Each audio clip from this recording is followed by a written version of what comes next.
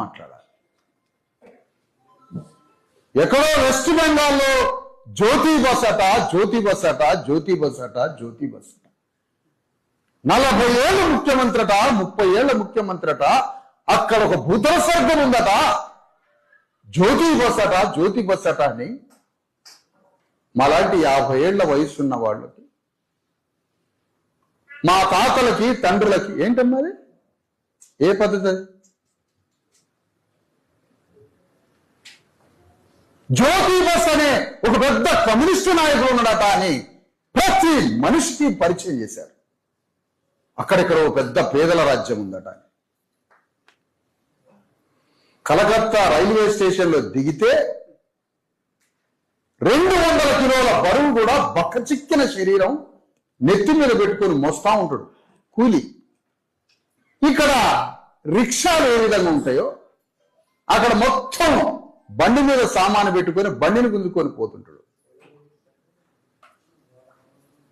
అణగారిన వర్గాలు ఒక్కరు రాజ్యంలో లేరు. అక్కడ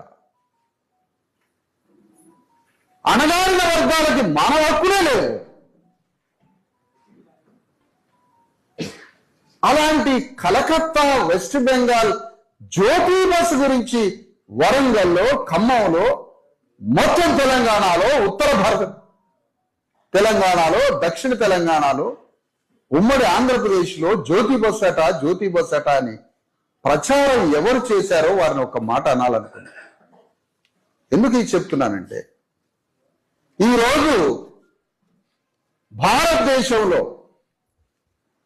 2000 సంవత్సరాలు వర్ణ వ్యవస్థతో కట్టిన ఈ సమాజంలో విద్యకి, ఉద్యోగానికి, భూమి మీద మానవ హక్కులకి నోచుకొని శూద్రుల కోసం మొట్టమొదటిగా 27% రిజర్వేషన్లు ఇచ్చిన ముఖ్యమంత్రి కర్పూర్ ఠాగూర్, బీహార్ కర్పూర్ ఠాగూర్ జన్మదినం ఈరోజు. ఆ రిజర్వేషన్లు మనకిచ్చి